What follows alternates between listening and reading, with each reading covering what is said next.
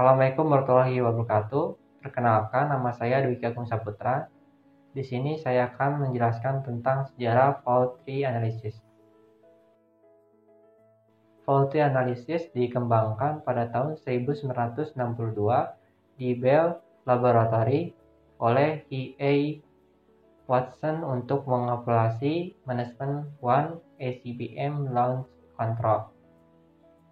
Di tahun berikutnya, tahun 1963 sampai 1964, Boeing and AVCO memperluas penggunaan FTA untuk seluruh sistem manajemen 2. Di tahun 1965, FTA mendapatkan perluasan. Kemudian, di tahun 1966, sistem keamanan simposium di Sydney disponsori oleh Boeing and University of Washington Boeing untuk menggunakan FTA untuk desain pesawat sipil.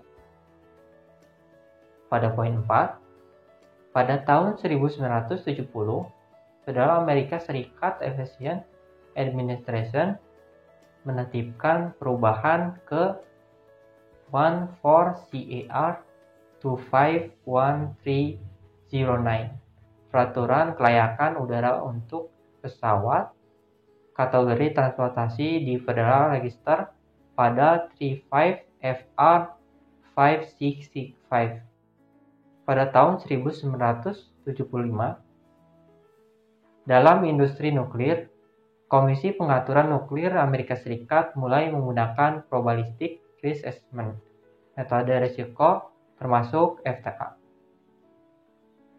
Di tahun 1979, secara signifikan memperluas penelitian probabilistic risk assessment di Three Island. Kemudian, di poin terakhir, pada tahun 1992, Amerika Serikat pun mengakui fault tree analysis sebagai metode yang dapat diterima untuk analisis probabilistic risk assessment. Itulah materi sejarah fault tree analysis yang saya jelaskan. Terima kasih.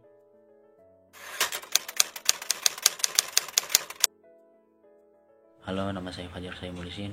Di sini saya akan memaparkan tentang fault tree analysis. Fault tree analysis adalah analisis kegagalan deduktif top down, di mana keadaan sistem yang tidak diinginkan dianalisis menggunakan logika boolean untuk menggabungkan serangkaian peristiwa tingkat rendah.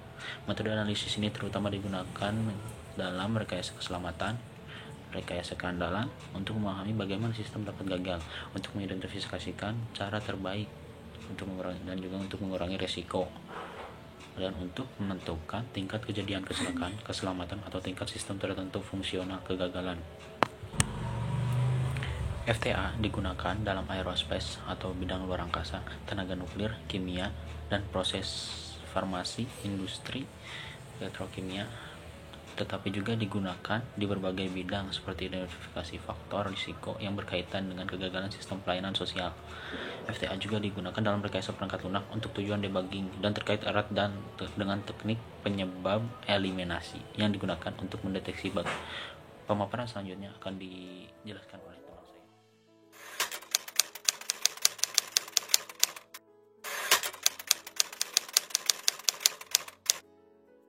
Di sini saya akan menjelaskan tujuan, manfaat, dan penggunaan fault analysis tree.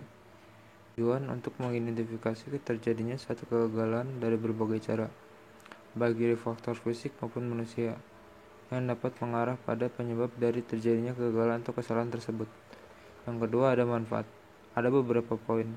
Yang pertama, menemukan tahapan kejadian yang memungkinkan besar sebagai penyebab kegagalan. Yang kedua, menganalisa kemungkinan sumber-sumber resiko sebelum kegagalan timbul. Yang ketiga, menginvestigasi suatu kegagalan. Selanjutnya saya akan menjelaskan penggunaan fault tree analysis. Ada beberapa poin. Yang pertama, menunjukkan kepatuhan dengan kesehatan, keselamatan, atau kendala sistem. Yang kedua, memahami logika yang mengarah kejadian puncak atau keadaan yang tidak diinginkan. Yang ketiga, memantau dan mengontrol kinerja keselamatan sistem yang kompleks. Misal, apakah pesawat tertentu aman untuk terbang ketika katup bahan bakar X mengalami kegagalan pemakaian. Untuk berapa lama ia dapat terbang dengan kerusakan katup tersebut. Yang keempat, berfungsi sebagai alat diagnostik untuk mengidentifikasi dan memperbaiki penyebab kejadian puncak. Ini dapat membantu pembuatan manual atau proses diagnostik.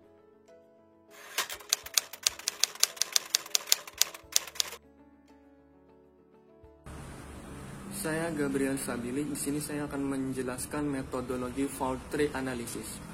Metodologi FTA dijelaskan dalam standar industri dan pemerintah pada umumnya, termasuk NRC NUREC 0492. Untuk industri tenaga nuklir, review berorientasi ke dirgantaan untuk NUREC 0492 untuk digunakan oleh NASA, SIA ARP 4761 untuk kedirgantaraan sipil, MIL HDBK 338 untuk sistem militer, IEC standar IEC 61025 yang digunakan untuk lintas industri dan setelah digunakan pula sebagai norm Eropa EN 61025. Efek yang tidak diinginkan diambil sebagai root top event dari pohon logika. Logika untuk sampai ke top event bisa beragam. Salah satu jenis analisis yang dapat dibantu dengan ini adalah analisis bahaya fungsional berdasarkan pada Aerospace Recommended Prestige. Harus ada satu top event dan semua kepentingan harus dituliskan di bawah membentuk pohon. Kemudian, setiap situasi yang dapat menimbulkan pengaruh itu akan ditambahkan ke pohon sebagai rangkaian dari ekspresi logika. Pada beberapa industri, menggunakan pohon kesalahan dan pohon event. Pohon event dimulai dari inisiator yang tidak diinginkan, kehilangan pasokan kritis, kegagalan komponen, dan lain-lain. Dan kemungkinan kejadian sistem lebih lanjut melalui serangkaian konsekuensi akhir yang sangat penting. FTA ditampilkan di sini adalah sangat sederhana. Untuk FTA untuk sistem perwakilan seperti ini menunjukkan semua mode kegagalan komponen, atau untuk sistem besar, sistem kontrol penerbangan seperti proses kimia atau tanaman dapat sangat kompleks dan tidak praktis untuk mengevaluasi manual. Kunci utama dalam fault tree analysis ada 4, yaitu yang pertama top event. Berdasarkan sistem kegagalan tertentu yang akan dianalisa, harus menjelaskan apa kejadian utama dan kapan kejadian itu terjadi. Seringkali digunakan untuk kegagalan sistem, tetapi dapat juga untuk kejadian lainnya. Harus diselesaikan dalam penyebab peristiwa dasar. Kemudian, mendefinisikan puncak acara yang salah akan mengakibatkan penilaian salah dan kesimpulan. Yang kedua, boundary. Mendefinisikan puncak acara yang salah akan mengakibatkan penilaian salah dan kesimpulan. Diambil dari diagram logika sistem. Kemudian, mendefinisikan interface yang harus dimasukkan atau tidak. Ketiga, resolution. Mendefinisikan penyebab dasar yang harus diselesaikan. Kemudian, mendefinisikan apa jenis acara yang dimodelkan. Yang keempat, initial state, keadaan awal. Untuk FTA mendefinisikan keadaan awal komponen, kondisi awal, dan asumsi awal masukan. Keadaan awal untuk komponen mencakup komponen yang diasumsikan sebagai operasional awal. Keadaan awal juga dapat mencakup deskripsi komponen. Asumsi kondisi awal meliputi lingkungan dan kondisi operasional. Masukan awal, asumsi meliputi perintah, asumsi kegagalan yang ada, dan asumsi kejadian yang telah terjadi. Dan yang terakhir, tergantung pada mode kegagalan sistem untuk dianalisa.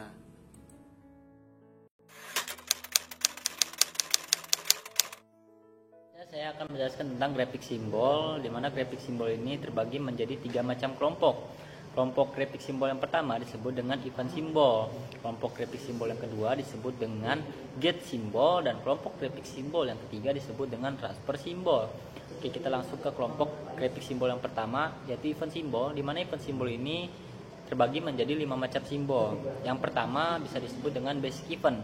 atau kejadian yang tidak diharapkan yang dianggap sebagai penyebab dasar sehingga perlu dilakukan analisa lebih lanjut. Yang kedua yaitu adalah external event. Biasanya diharapkan terjadi tidak dengan sendirinya atau kesalahan yang murni. Nah, selanjutnya adalah undeveloped event atau kejadian dasar yang biasa disebut basic event yang tidak akan dikembangkan lebih lanjut karena tersedianya informasi. Yang selanjutnya adalah conditioning event atau kondisi yang membatasi atau mempengaruhi gerbang logika, contoh modus operasi yang berlaku.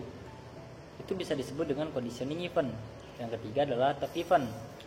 Itu bisa disebut dengan kejadian yang dikehendaki pada puncak yang akan diteliti lebih lanjut ke arah kejadian dasar lainnya dengan menggunakan gerbang logika untuk menentukan penyebab kegagalan. Nah, yang selanjutnya kita menuju ke gate symbol. Gate symbol sendiri berartikan simbol gerbang yang menggambarkan hubungan antara input dan acara output simbol yang berasal dari simbol logika Boolean, di mana di gate symbol sendiri juga terbagi menjadi 5 macam simbol. Oke, kita menuju ke simbol yang pertama yang disebut dengan OR gate. Output terjadi jika terjadi masukan apapun. Yang kedua, AND gate. Output hanya terjadi jika semua input terjadi atau disebut dengan input independent. Yang ketiga, exclusive OR gate. Output terjadi jika terjadi tepat satu masukan. Yang keempat, priority AND gate, atau juga output terjadi jika input terjadi dalam urutan tertentu yang ditentukan oleh peristiwa pengkondisian. Nah, yang kelima disebut dengan inhibit gate, atau output terjadi jika input terjadi di bawah kondisi yang memungkinkan ditentukan oleh peristiwa pengkondisian. Oke. Jika event dan gate telah kita jelaskan, berarti tandanya kita masuk ke golongan yang terakhir yang disebut dengan transfer simbol, di mana transfer simbol sendiri hanya memiliki 2 golongan simbol, yaitu adalah transfer in dan transfer out. Sebenarnya transfer event ini atau transfer simbol ini bisa kita sebut sebagai segitiga yang digunakan atau untuk menunjukkan uraian kelanjutan kejadian yang berada di halaman lain. Nah, ada 2, mungkin kalian sudah tahu, di mana jika transfer out berarti kejadiannya akan dimasukkan ataupun yang akan masuk, dan jika transfer in itu kejadiannya akan keluar ataupun hasilnya akan keluar. Nah, oke, segitu penjelasan grafik simbol dari saya. Selebihnya next ke slide yang selanjutnya. Thank you.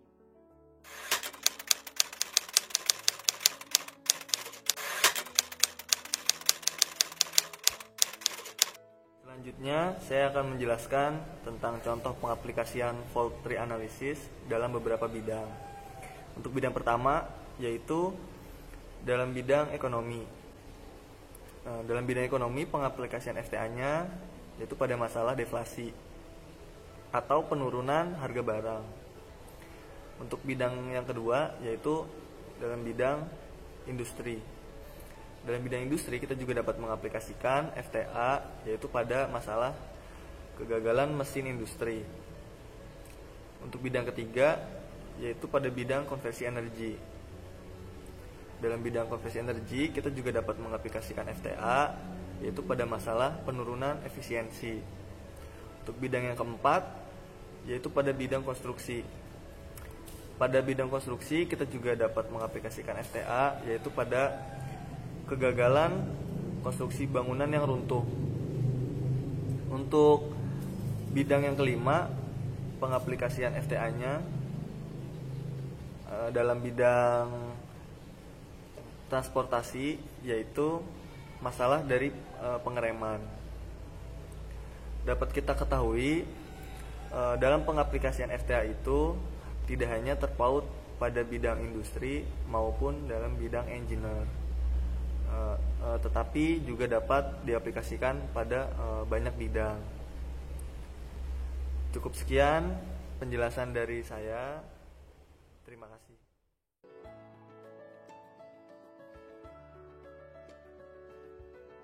Di sini saya akan menjelaskan 5 langkah untuk menganalisis FTA.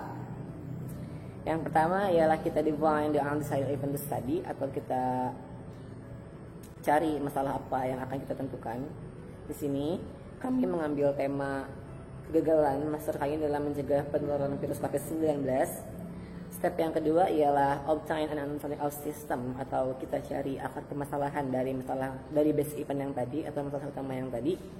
Di sini kami dapat 3 masalah. Yang pertama ialah tidak adanya provokasi pada masker kain. Yang kedua ialah karena faktor manusia, di mana kadang manusia tidak menggunakan masker dan tidak mencuci dan menjaga kebersihan dari masker tersebut.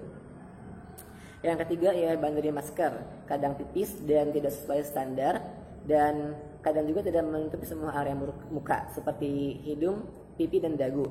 Step yang ketiga ialah kita akan construct DFTA, atau kita akan membuat pohon kegagalannya yang akan dijelaskan oleh teman saya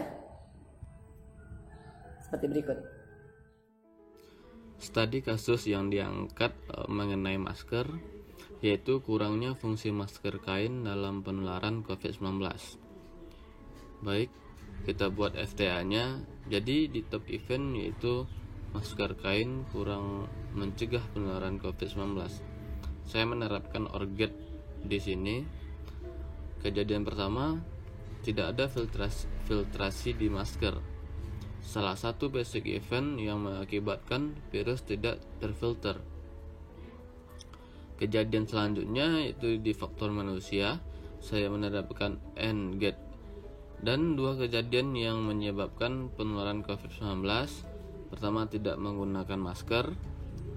Kedua, tidak mencuci masker setelah digunakan, dengan simbol undeveloped event karena tidak perlu lagi dikembangkan. Kejadian lainnya yaitu di bahan masker. Ada 2 basic event. Basic event pertama, bahan masker yang tipis mengakibatkan filtrasi yang tidak maksimal. Lalu basic event selanjutnya, bahan masker yang tidak dapat menutupi dagu, jadi masih ada ruang yang terbuka yang potensi virus bisa terhirup. Saya akan melanjutkan 5 langkah untuk menganalisis FTA yang tadi. Langkah yang keempat ialah kita evaluasi fault tree analisisnya, di mana cara mengevaluasi dari FTA sendiri kita bagi 2, yaitu di mana ada masalah kuantitatif dan ada masalah kualitatif. Untuk masalah kuantitatif kita dapat 2 masalah. Yang pertama ialah tidak adanya filtrasi pada masker kain. Jadi untuk solusinya kita menambah filtrasi sesuai dengan standar ASTM atau standar internasional untuk bahan filter untuk masker, di mana kodenya ialah ASTM 421119. Masalah yang kedua ialah karena bahan dari masker kain terlalu tipis. Solusinya ialah menambah tebal dari masker dengan memperhatikan sirkulasi udara juga dan sesuai standar internasional, di mana kode standarnya ialah ASTM F2299. Yang kedua ialah masalah kualitatif, di mana kita dapat 2 masalah. Yang pertama ialah kadang manusia tidak menggunakan masker saat berpergian pada saat musim pandemi ini. Yang kedua ialah tidak mencuci kembali masker yang telah digunakan. Jadi solusinya ialah kita harus lebih menjaga kesehatan dan kebersihan diri kita sendiri. Yang terakhir ialah control the hidden agent divide, atau mengidentifikasi bahaya sistem dan cara untuk menanggulanginya. Yang pertama kita dapat ialah filtrasi masker dibuat harus sehalus dan seaman mungkin karena bersentuhan langsung dengan area wajah. Yang kedua ialah tidak ada bahan yang menimbulkan efek iritasi dan alergi pada masker. Yang ketiga ialah meminimumkan kemungkinan bahan yang tajam untuk masker itu sendiri. Terima kasih. Sekian penjelasan dari saya.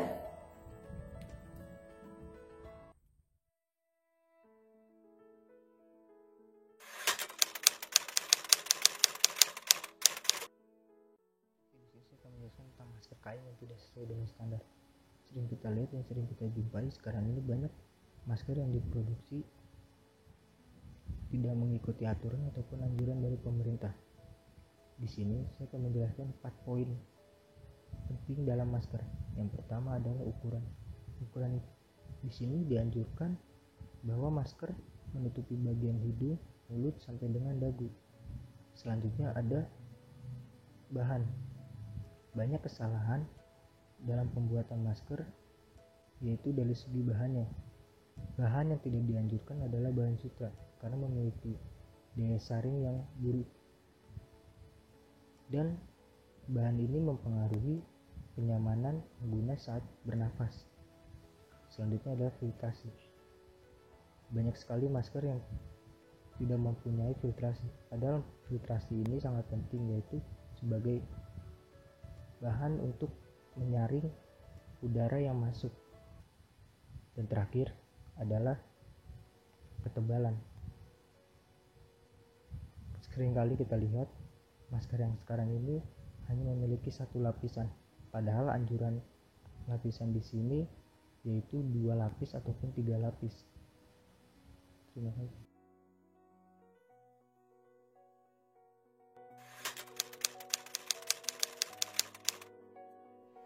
Desain inovasi ASTM F2299, efisiensi bahan filter pada masker. Ketika udara yang dihirup melewati filtrasi, maka akan ada proses penyaringan udara yang memungkinkan berpotensi adanya bakteri, virus, parasit. Dari proses filter tersebut akan mengurangi jumlah bakteri, virus, parasit yang akan masuk dalam saluran pernapasan, bahkan bisa dihilangkan. Kemudian ASTM F2101 digunakan pada filter kain untuk melapisi bagian pada masker agar tidak mudahnya bakteri dan virus masuk. Kemudian ASTM F1862 digunakan pada bahan material. Bahan material masker menggunakan kain dan tidak menutupi dagu, mudah dipakai. Tell me pretty lies, look me in the face, tell me that you love me.